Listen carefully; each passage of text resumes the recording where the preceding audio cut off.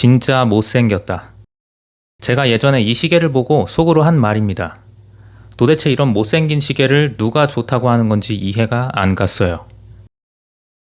그런데 이상합니다. 언젠가부터 저도 모르게 이 시계에 자꾸 눈길이 가더라고요. 못생겼다는 생각은 매력이 따로 바뀌었습니다.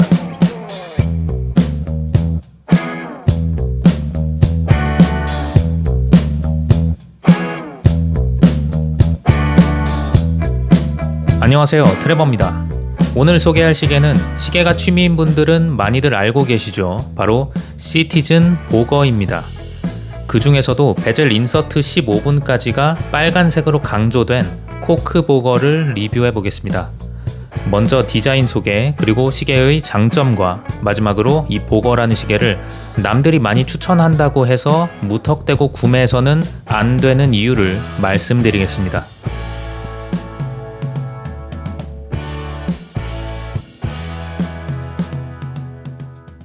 디자인을 먼저 말씀드리면 꽤나 독특하게 생긴 다이버 시계인데요.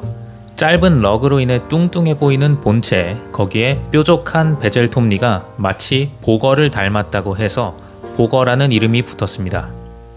이 시계는 다양한 색상의 보거 중에서도 코크 보거라고 불리는 레드 색상입니다. 베젤 인서트 0분부터 15분까지가 빨갛게 강조 표시되어 있는 게 특징인데요.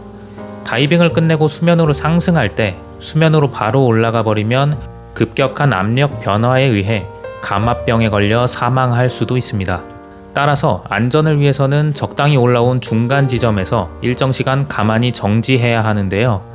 빨간 강조 표시는 그 시간을 쉽게 측정하기 위함입니다. 이런 빨간색 베젤이 디자인에 재미를 더해주는 것 같아서 저는 이 코크 보거를 선택했습니다. 보거는 42mm의 꽤 큰 사이즈를 가지고 있습니다만 사이즈에 비해 실제로 느껴지는 크기는 굉장히 컴팩트한 편입니다. 그 이유는 디자인에 시계를 작아 보이게 만드는 요소가 무려 3가지나 있기 때문인데요. 첫 번째로 다이버 시계이기 때문에 베젤이 있어서 다이얼이 오밀조밀해지고 더 작게 느껴집니다. 둘째로 커다란 베젤 톱니 때문에 사이즈에 비해 인서트의 직경이 베젤보다 훨씬 작습니다. 60분을 표시해주는 회전 인서트가 상당히 안쪽에 있고요. 그만큼 인서트를 감싸는 스테인리스 부위가 두껍습니다. 이러면 눈으로 느껴지는 시계의 크기는 베젤 인서트의 크기로 느껴지기 때문에 더 작아 보이게 됩니다. 마지막으로 러그마저 상당히 작습니다. 롤렉스나 론진의 작은 사이즈 시계들과 해밀턴 카키필드가 사이즈에 비해 더 커 보이는 이유는 러그가 길기 때문인데요. 반대로 보거는 짧은 러그를 가지고 있어서 더 작아 보입니다. 동일한 42mm 사이즈를 가지고 있는 오메가 시마스터와 비교해 보겠습니다. 같은 42mm의 사이즈지만 체감되는 차이를 확실히 알 수 있습니다. 시마스터 역시 다이버 베젤과 빈틈없이 채워진 디자인 요소로 인해 실사이즈보다 더 작아 보이는 시계인데도 불구하고 보거는 그보다도 더 작아 보이는데요. 손목에서 느껴지는 체감 사이즈는 한 39에서 40mm 정도 되는 것 같습니다. 이제 시계의 장점을 말씀드리겠습니다. 첫 번째로는 개성 있는 디자인인데요. 시계에 관심이 많지 않은 사람이 보면 이게 대체 무슨 디자인인가 싶을 수도 있습니다. 저 같은 경우 처음 보거를 봤을 때 왠지 모르게 좀 해골 같다는 느낌이 들었습니다. 그래서 처음에는 별 관심이 없었는데요. 모나지 않고 럭셔리한 잘생긴 시계들만 여러 개 써오다 보니 어느 순간 보거만이 가진 개성 있는 디자인이 탐나기 시작했습니다. 보거라는 이름이 참 귀엽게 느껴지실 수 있지만 시계 디자인 자체는 굉장히 터프한데요. 베젤 사방으로 뻗어있는 큼지막한 톱니가 강인하고 툴워치스러운 느낌을 줍니다. 실제로 이탈리아 해군에서 사용하기도 했는데요. 그만큼 튼튼함과 방수 능력이 검증됨과 더불어 군용으로 사용된 헤리티지까지 가지고 있습니다. 실물을 보게 되면 전혀 기대하지 않았던 의외의 고급스러움도 느낄 수 있는데요. 글로시한 진한 블랙 다이얼과 은색으로 반짝이는 양각 아플리케 인덱스가 정말 번쩍거리는 다이얼을 보여줘서 롤렉스 서브마리너 같은 느낌을 줍니다. 이렇듯 개성 있는 디자인과 헤리티지, 의외의 화려함이 더해져서 보거를 차면 시계가 참 재미있다는 느낌을 많이 받았습니다. 거기에 인터넷으로 30만 원이면 구입할 수 있다는 부담 없는 가격도 장점인데요. 저는 럭셔리 다이버 워치로는 호텔 수영장에서나 근처 바닷가에서 잠깐 담그는 정도는 해봤지만 비싼 시계를 가지고 마음 편히 바다나 계곡에서 활동적으로 놀지는 못할 것 같습니다. 제가 부자가 된다면 모르겠지만 지금의 저는 솔직하게 비싼 시계를 여기저기 긁히면서 험하게 차지는 못할 것 같아요.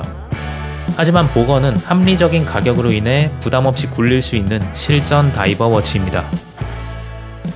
하지만 여러분이 이 시계를 구입하기 전에 아셔야 하는 것들이 있습니다. 단점이 될 수 있는 부분들인데요. 우선 케이스백이 좀 튀어나와 있고 기본으로 주어지는 러버 스트랩이 상당히 단단해서 착용감이 불편하고 시계가 좀 떠있는 느낌이 들 수 있습니다. 이탈리아 해군에서 수트 위에 이 시계를 사용했을 때는 두껍고 튼튼한 스트랩이 가진 내구성이 유용했을지도 모릅니다.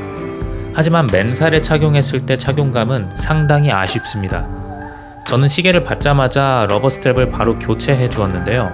제 경험상 스위스 시계들은 대부분 제치 스트랩이 좋은 품질을 보여주는 데 반해 일본 시계들은 알리 시계와 마찬가지로 시계를 사자마자 제치 스트랩을 바로 서랍에 넣게 됩니다. 인터넷에서 2~3만 원이면 구입할 수 있는 아무 FKM 러버 스트랩 품질 수준이면 될 텐데 왜 그걸 안 해주는지 개인적으로 참 아쉽습니다. 두 번째로 주의하셔야 할 점은 이 시계는 럭셔리하고 무난한 디자인의 시계들을 이미 가지고 있는 시계 애호가들의 장난감일 수도 있다는 점입니다. 시계가 개성이 강하고 재미있는 디자인이지만 그만큼 데일리로 착용하기에는 어울리지 않거나 금방 질릴 수 있기 때문입니다. 저처럼 시계를 많이 가지고 있는 사람은 상관이 없습니다.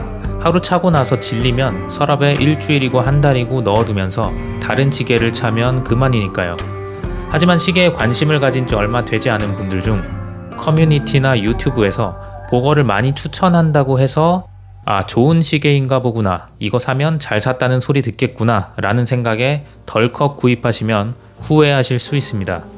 데일리로 차기에는 더 담백하면서 무난한 시계가 많으니까요.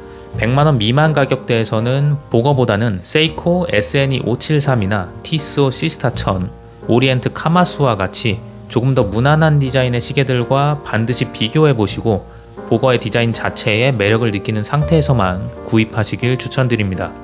그래서 저는 제 지인에게는 보거를 절대로 추천하거나 선물하지 않을 것 같은데요. 물론 반대로 이 시계의 매력을 느껴서 구입하신다면 보거는 가격 대비 최고의 만족도를 줄 수 있는 대체 불가능한 시계인 것은 분명합니다. 지금까지 트레버였습니다. 감사합니다.